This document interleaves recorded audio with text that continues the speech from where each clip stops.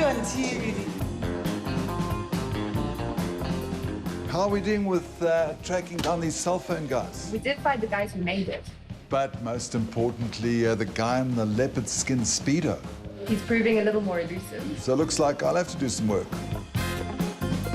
I'm sure most of you remember the YeboGogo Vodacom ads from what, 27 years ago? And guess what, team? I've got hold of the main man. You got to wear the leopard skin, eh? Nice try. We're going to track down all the people involved. Get to the very bottom of them. We reunite some of the team behind these iconic ads.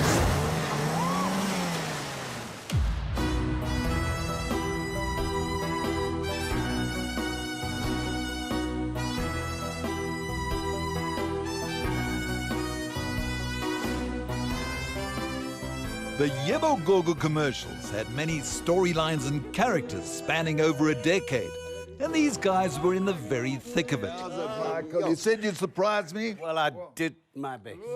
Executive Creative Director François de Villiers, Executive Producer Peter Gur, and forever imprinted in our minds in leopard skin underwear, actor, comedian and singer Michael de Pinna. Yebo, can we go? I want to take you back to those years. Independence was a new era for advertising. The timing in the history of South Africa was just so right for that. We needed a fall guy and we needed a hero. Michael was the fall guy, he gets in trouble, and the hero, like the brand, steps in to save the day. For the time, it was so relevant to be able to make people laugh after what we've been through. How did you select this man? We just saw him. We saw him. He had the character to be a little 𝗀𝗀𝗃, you know, a little bit full of himself, because then the bigger you are, the harder you can fall. And nothing has changed. Oh, come on. YeboGogo. And of course, these commercials would have fallen flat without the somewhat bemused old man, played by actor, author and professor Bankole Omotoso. And he just had so much dignity. We just knew that he'd be perfect for our role. Everybody wonders who said YeboGogo first, and it was me. Yes. Who said it. You're taking the credit. I got out of the car and I went, YeboGogo. Obviously, I've got it wrong, because YeboGogo means yes, my grandmother. It was actually purposefully written like that. It wasn't a mistake. We wanted him to get even more into trouble. So, all these years later, we learn Michael was simply following instructions. You get the call, you get the job, but you don't know it's going to change your life for the next decade. I mean, people would come up to me in supermarkets, and this guy came up to me, and he said, I really like your ad, eh?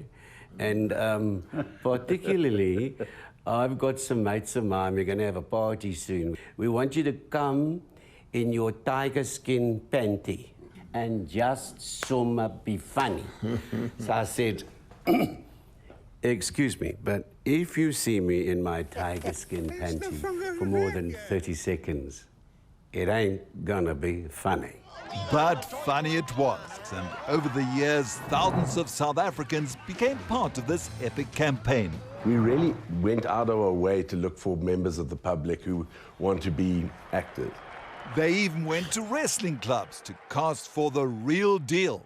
Remember this scene? It's the 𝗀𝗁𝗁𝗍 commercial where Michael's on-screen girlfriend Poppy, played by actress Lauren Davies, makes the blunder of her life. These ads were just short of blockbusters, mini-movies that lit up our screens, shot in exotic and remote locations. It was the coverage war between, you know, those two big networks. The last laugh always on the fall guy, and sometimes on the actor himself, like in the skiing ad, because Michael couldn't ski. So I tried, and I nearly drowned in a flay. I had to hang on.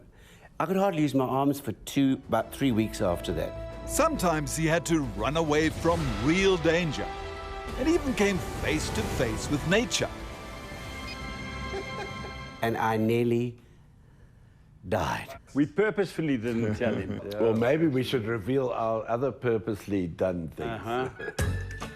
Ah, the infamous caravan scene. So he comes around the corner and then he's got a fall, but he's not cracking it. Michael Middleton was our director. Okay, we're going to shift the tent peg, and we don't tell him. And he hits it and he goes, No wonder I clapped myself so hard. We had got the real Hells Angels to rock up at a pad stall called Cook and Diesel. Michael took one look at this thing and went back into the caravan. So, 27 years later, what are the members of this crack team doing now? So after the commercials, we looked at branded entertainment. I bring brands that we thread naturally into the content. And now, for the last year, I've been working on probably one of the biggest reality TV shows in the world today called Young, Famous and African. Francois, it seems, well, decades later, everybody is as busy or busier than before. I still love what I'm doing. My kids are in advertising, so they must think, hey, Daddy had an easy job. Francois is still working on cell phone brands as executive creative director. But he says the advertising landscape has changed with social media. A TV commercial those days can change a nation. Now you got to have thousands of relationships on social media. But your big idea for that reason has to be even bigger. 𝗶𝗶𝗴𝗶 left town, went to, what, the UK? It was quite difficult because she was obviously a big part of it, like so many other people. Well, we managed to track down Kole in Nigeria through his son, and you've got a message from the prof. Sorry I can't be with you at the reunion, but you know that YeboGogo is always in my heart. Hello, Vodacom.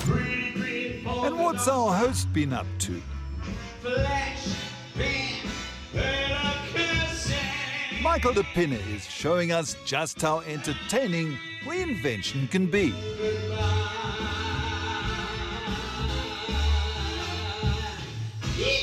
Hey, Michael! You mime so well. Cue the dog. I can see how you just love performing. And it's been your life before and after the leopard skin.